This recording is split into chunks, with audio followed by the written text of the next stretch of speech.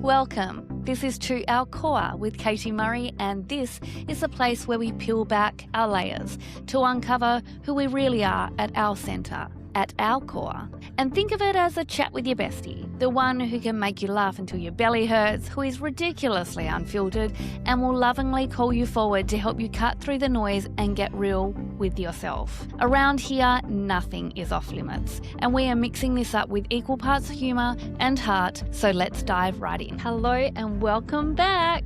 Today's conversation is going to be a bit of a punchy one. And while you may start listening to this initially with a smile on your face as you see yourself perhaps in some of the examples that I illuminate in this discussion today, I also hope that it stirs within you a deeper reflection, because we are not talking just about habits and motivation or getting things done. We are going to be talking about who you believe you are and how that quietly shapes absolutely everything. Because most of us carry this running commentary about ourselves that we repeat over and over again until it actually feels factual for us. It feels real. And it's often delivered with a laugh or a shrug or a "you know how I am" kind of tone. So I want to ask you to just quietly reflect as I work through some examples that you might recognize and whether or not they resonate with you. Have you ever heard yourself say something like, "I am no good with technology. If I press one wrong button, the whole thing's going to break"? Because that was me. That was me. In fact, some of these examples, you might hear a lot more about Katie than you have known before. But technology and me, I used to say, the age-old kind of saying for me was more around, I'm not good with technology. Like we're not friends. We don't bond. It's like I'm sitting with someone from another country and they're speaking in their native language, and I'm just a little Australian who doesn't really know what they're saying. That's me and technology. That's how I used to frame it, okay? Or maybe you've even heard yourself saying, I'm just not a morning person and my personality does not even load until after at least 9 a.m. and probably 3 coffees. Or maybe you've heard yourself say, I never win anything. Not raffles, not door prizes, not even Secret Santa. Sometimes you've lined up for Secret Santa and the person that was supposed to be your Secret Santa didn't bring your gift. Yes, maybe you've heard yourself say, I never win anything. Or maybe it's, I have the worst luck. If there is a slow lane, I'll pick it. If there is a faulty checkout, I'll find it. Or this one was also me. If coffee can spill, it will spill, and it will be on me on a white top 5 minutes before I need to leave the house. That's what I used to say. I mean, not word for word, but that's what I used to say. Like, I can't wear white. And initially I used to blame it on my kids. I can't wear white around the kids because their little grubby little hands will go all over me. And now my kids have grown up and they don't like bring their grubby hands to me so much. And then I still held on to that belief that I can't wear white. Or this one, I hear this a lot with other people. I'm not a public speaker. They say things like, I go red, I'll even forget my name. And like if the earth could like open up and just swallow me up, then that's my place when it comes to speaking or public speaking. It's like in the ground with a few meters of dirt on top of me. Or this one, I hate phone calls, and if someone rings unexpectedly, I assume something terrible has happened. And I actually had this exact situation with a friend where, I mean, you know what it's like. We got to a stage where, we were often either messaging on WhatsApp or text. And we certainly didn't call each other though. And then when we did call each other, it was really serious. And so we'd answer the call and be like, what's wrong? Okay, so maybe you're like, I hate phone calls because something bad's going to happen.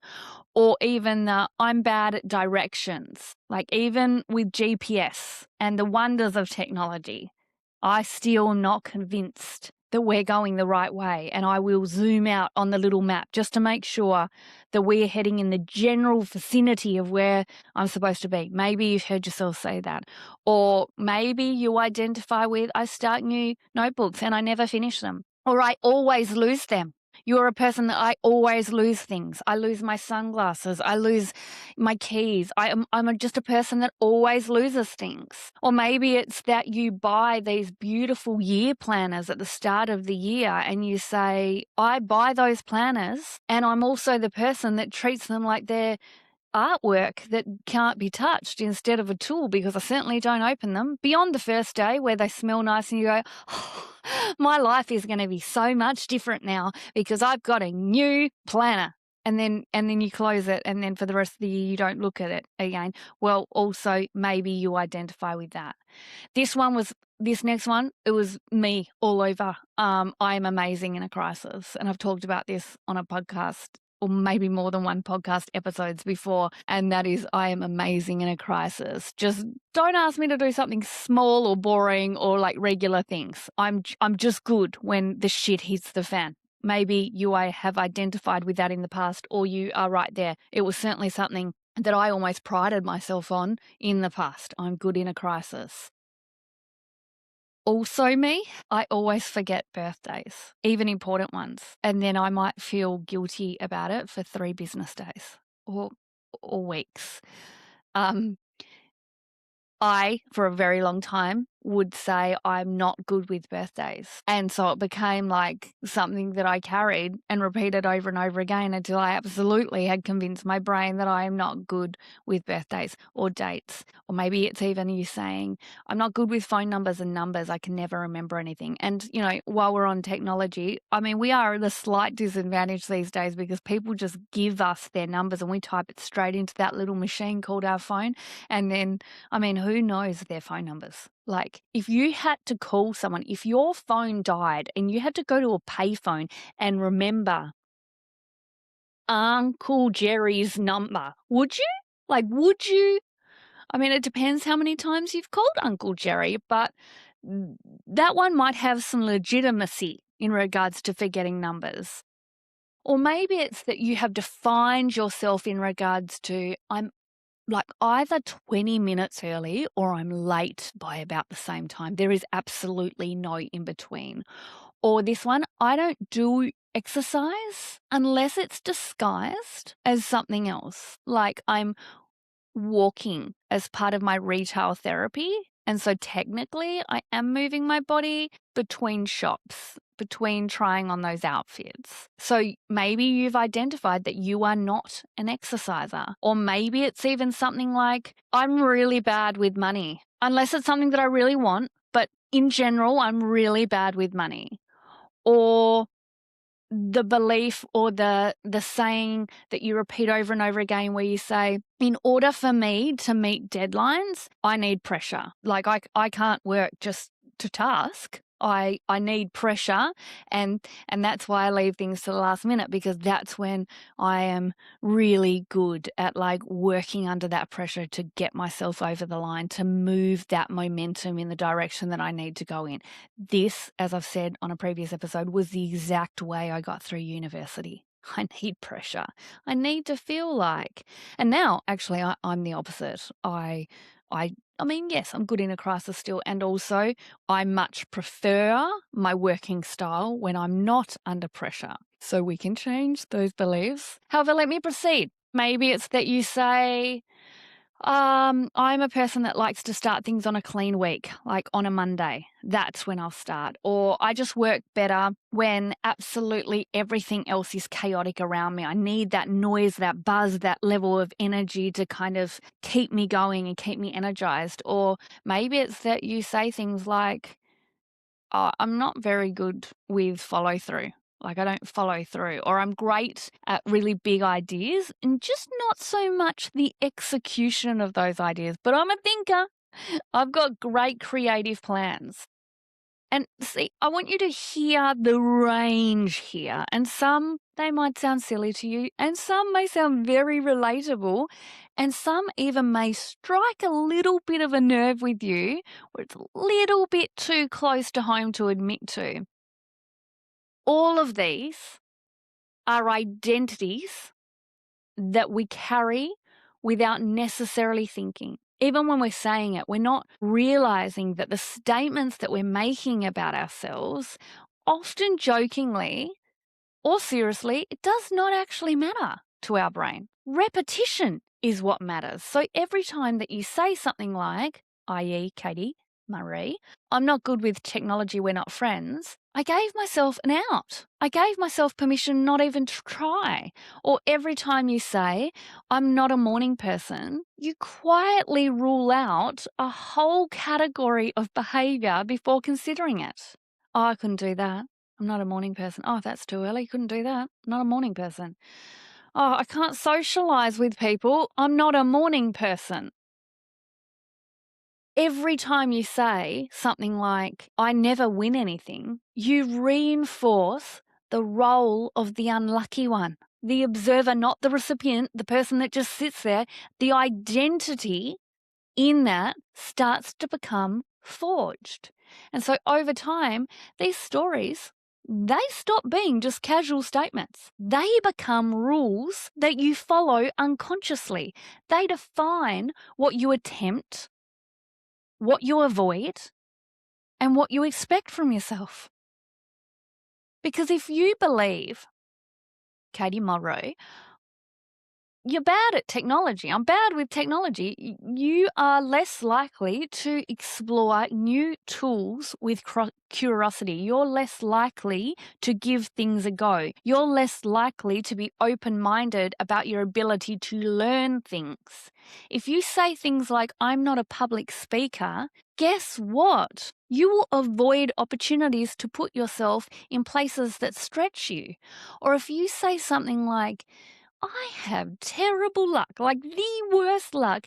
Guess what? You'll expect disappointment before anything even happens. Like you'll be filling out that little Keno ticket or the raffle or the little scratchy that you're doing, and you'll be like, I'm not going to win. I'm not going to win. So you're preparing yourself for disappointment before anything even happens. You're not like putting it out there like, this feels like my lucky day, because you have already decided for yourself in this unconscious rule that that doesn't happen for you. Or maybe it's like, I don't do mornings. Guess what? You'll design your life around late starts. You'll design yourself around postponing the level of activity, joy, participation that you could have in the mornings, because that's not who you are.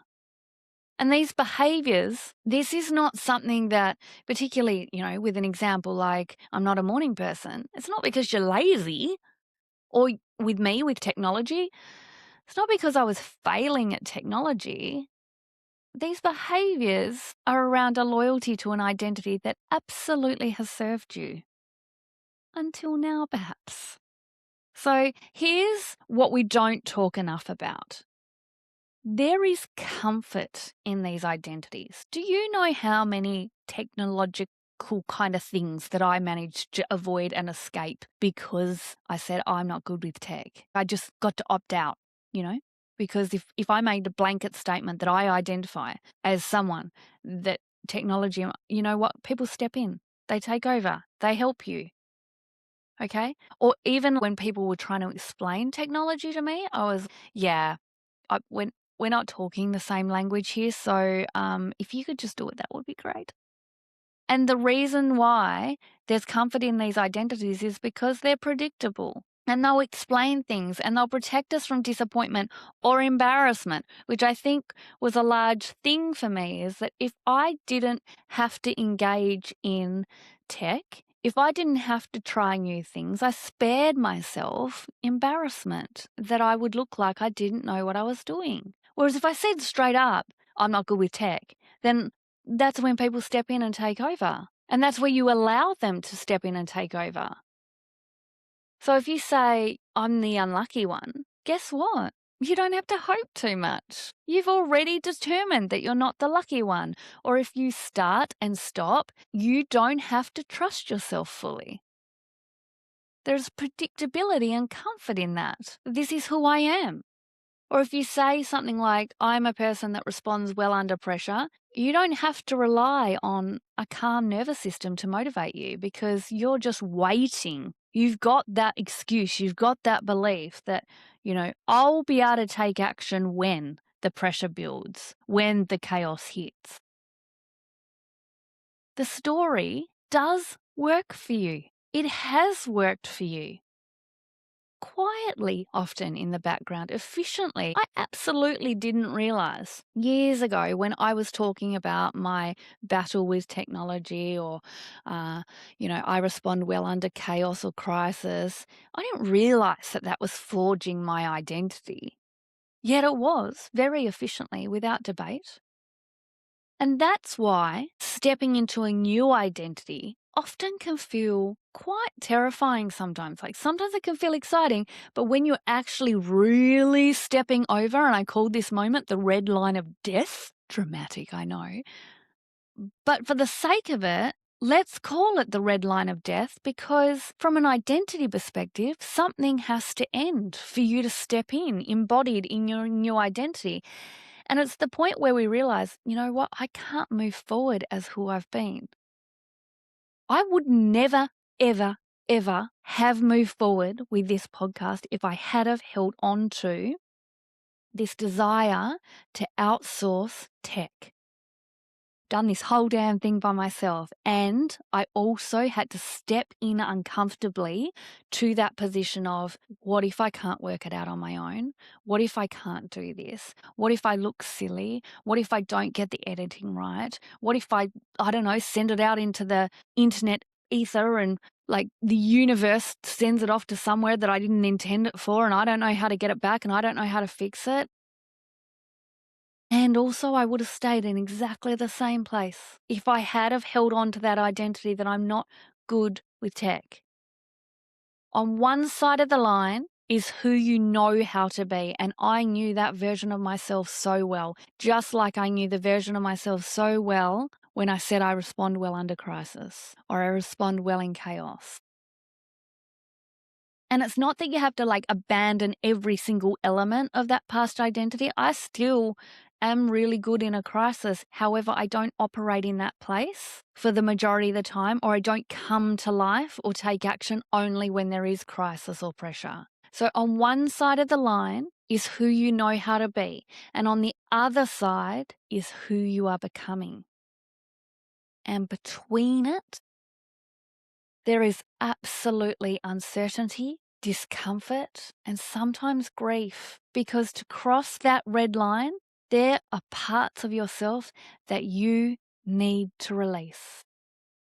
And I really want you to hear this. They're not necessarily bad parts or wrong parts. They're just really familiar ones. That version of you who thrives on chaos. That version who procrastinates under pressure forces action. That version of you who overcommits in order to be seen as capable. The version of you who defines themselves by the struggle. There's attachment to these identities because they've shaped your life, your relationships, and even your sense of self and safety.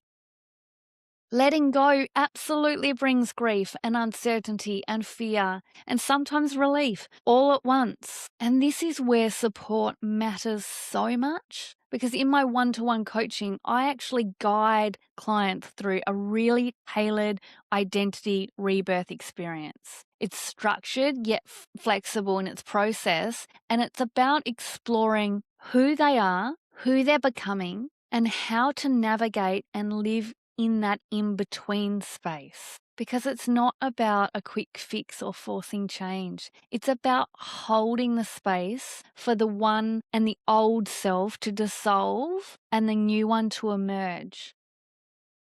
Because moving across that red line without support often leads people to unconsciously recreate the old identity, maybe just in a slightly different outfit, but the same identity. And I also want to be honest with you, and this, might be a bit of a killjoy for those people who like quick fixes, but this red line of death in terms of identity or identity transformation, it's not a one-time event. I am in this process right now. I'm going through it. In fact, I posted on an Instagram post or reel the other day that I'd had a really tough week. And I shared that from a place of wanting to offer the regulation tools and strategies that I had used to support myself in that tough week. And a few of my clients actually reached out to see if I was okay. And I said, yeah, I'm just going through a really big identity upgrade. And as part of that, and it just happens to coincide with the final shedding of the year of the snake, if you know, you know. And things are falling away. Things feel like, in some aspects, that they are collapsing, and that who I have claimed to be or hung my hat on is starting to dissolve in front of me. And when I shared that, without going into the details of what it was, one client in particular came back to me and said, God, that's why I love you as a coach, because you don't put on this performative routine that some coaches do where they've got all their shit together and you're just real and you're going through it now. And I love that you share that side as well.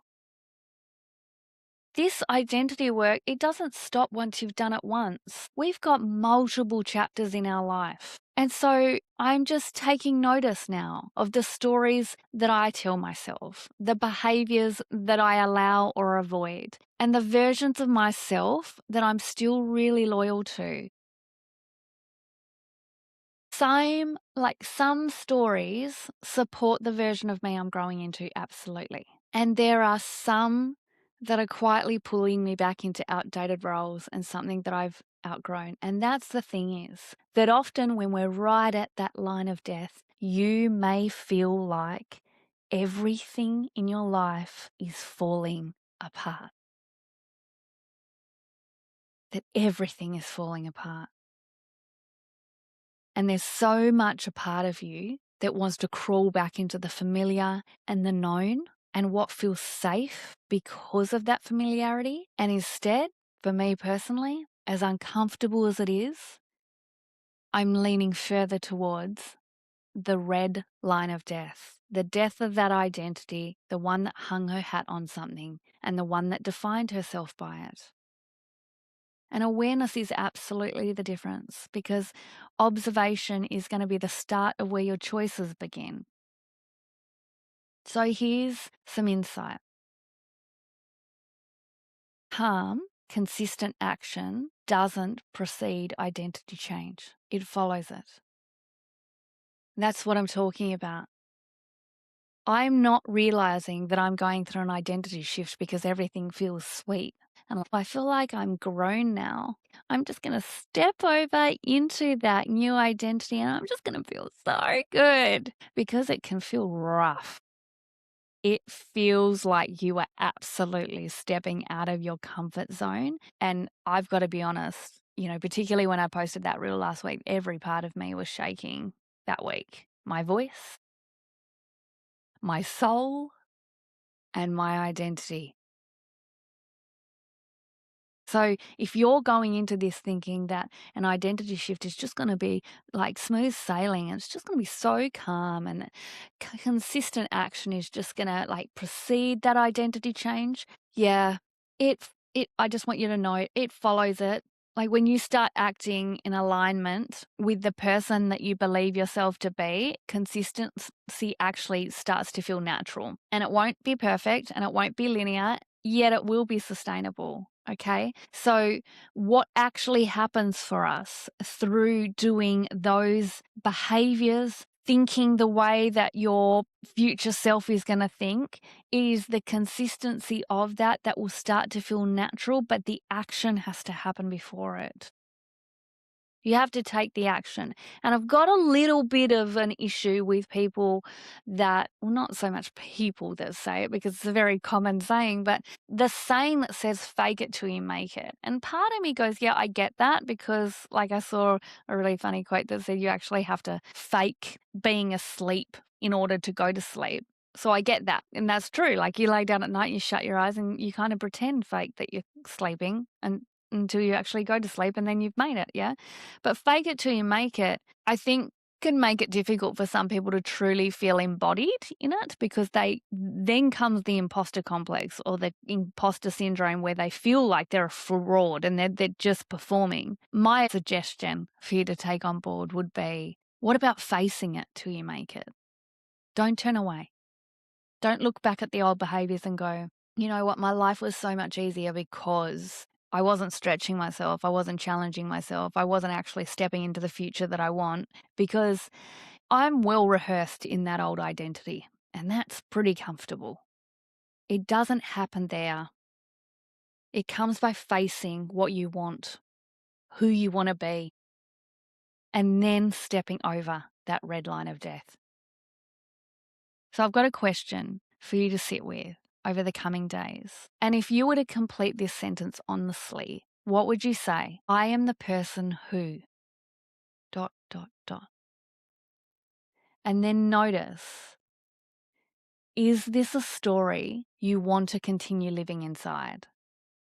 You can absolutely take it lightly. You don't have to take yourself seriously. You can absolutely laugh at some parts. And there might be other parts that you want to reflect on more deeply and observe what wants to shift. So thank you for being here, and also for being willing to explore yourself with curiosity, humour as always, and really true honesty.